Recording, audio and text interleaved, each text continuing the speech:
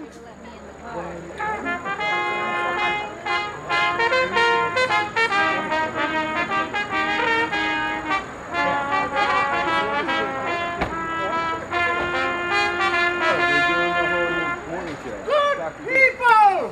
For those of thee like me who are visiting our fair shire, and for those of thee like me who live here, I be Dr. John Dee, former of Her Majesty's Privy Council and newly elected Mayor of the Shire of Stirling. Yes, yes. Thou art too kind, yes. With me on this lovely day is the Lady Marian Fitzwalter, heiress to the Fitzwalter estates and keeper of the lands of Stirling. Today is a very special day, for today, in addition to our usual summer fair, we've been granted the great privilege of a royal visit by our most sovereign Queen Elizabeth. God save the Queen! God save the Queen! I love it when they do that, yes. I cannot wait to show the Queen how well I am, since she sent me to the Shire to recover from a certain nervous indisposition. It is of extreme importance, therefore, that I be on my very best behavior.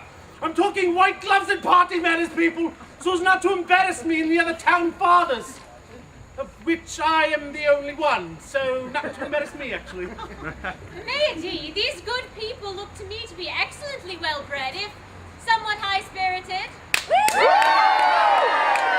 I'm certain they should behave in an impeccable fashion before Her Majesty. Yes, yes, well, these ones look all right, yes, but what about that rapscallion Robin Hood and his band of ne'er-do-wells? If thou art referring to the much-maligned Robert of Locksley, I can assure thee that he hath the utmost respect for the Queen, as he doth for all ladies. Now, Lady Marian, I know that this once have an understanding with this fellow, but 'tis before he was disgraced and branded an outlaw, and 'tis misguided loyalty to defend him now. Unjustly named outlaw by our so-called sheriff, Philip de Mark. Do not speak ill will of the sheriff, I beg thee, please. Besides, I'm perfectly sure that the proof of Locksley's guilt was overwhelming, and that the sheriff was only acting in the best interests of the citizenry. But thou meanst in his own interest. It cannot have escaped thee, Lord D, that 1, Robin and I were contracted to marry with the first bands already read in church, when 2, he was suddenly accused of various crimes, and that 3, without a trial or opportunity to face his accusers, he was condemned, outlawed, and forced to flee for his life. 4, his lands were confiscated by the sheriff, Sir Philip de Mark, and finally 5, not 2 days after, this same de Mark came suing for my hand in marriage. A great series of coincidences, I grant. By the by, Marian, I have been meaning to speak to thee about marriage. Not be as well, Dr. D. Thou knowest I have the utmost regard for thee, but... Oh, no, not me, no, Marian, no. I could never hope to reach so high. I merely wished, as thy friend, to counsel thee to forget thy childish romance and accept the sheriff's offer. Never. Marian, thou art too headstrong. No good can come from it. I must tell thee, friendly in thy ear, sell when you can, you're not for all markets. Then I shall live and die a maid, like unto our own dear Queen. Oh, thank God, the Queen! I nearly forgot. Forget not thy manners. Fear not, man. To be and I thank thee, a please and a thank thee all around. Some of us may even use a hanky. It's good to see thee, Marian. It's been far too long since last we met. Aye, in thine absence the days do lag. Thy defense of mine honor was most touching. So I see thou hast held firm against de Mark's importuning. Badgering, more like. I have. I'll not forget my promise to thee, Robin. Nor I mine. Enough of this! Master Hood, I'm prepared to be magnanimous. If thou take thy companions and leave this place, I'll now report thee to the sheriff.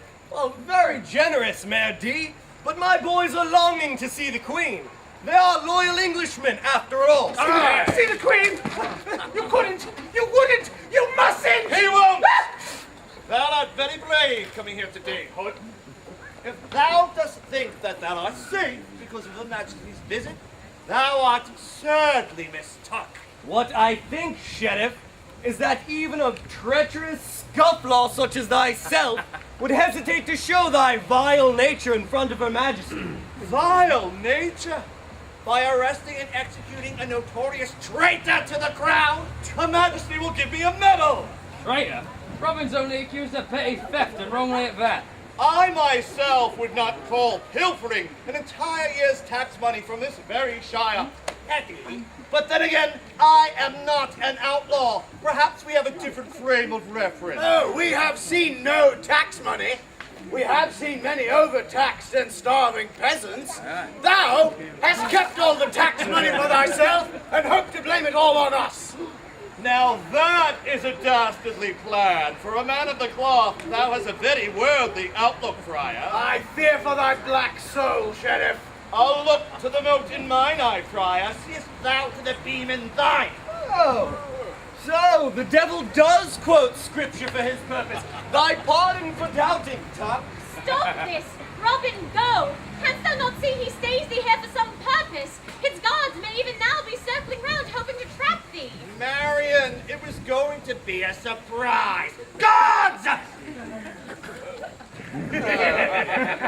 Well, tisk, tisk, tisk, Sheriff. Yet another example of thine arrogance, sending but 3 men to capture 5. 5 men?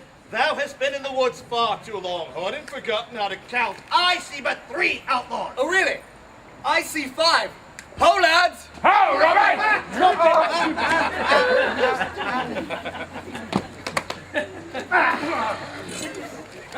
Really?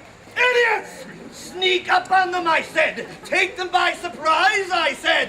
But no, that's it. Half rations for a week, nay, a month. Extra calisthenic practice, 5 hours a day, and additional sneaking practice on your own time. Sheriff, these internal disciplinary actions can wait. The Queen will be here any moment. What dost thou propose to do about this? Mayor D, we are distressed. Nay, dejected. Doleful. Disconsolate. Despairing. Quite mad. That thou dost think that we would sabotage Her Majesty's visit. What we shall do is we shall leave these fine officers of the law in the care of these good folk, whilst we slip away unimpeded. Agreed? Yes, agreed, yes. Ho, lads! Robin! Very well. Pardon us. Good guys coming This is through. over. But I will win the war and the lady. Philip, I should never consider to be thy wife. My dear Lady Marion, do not be so hasty. Under the right circumstances, who knows to what thou mayest agree?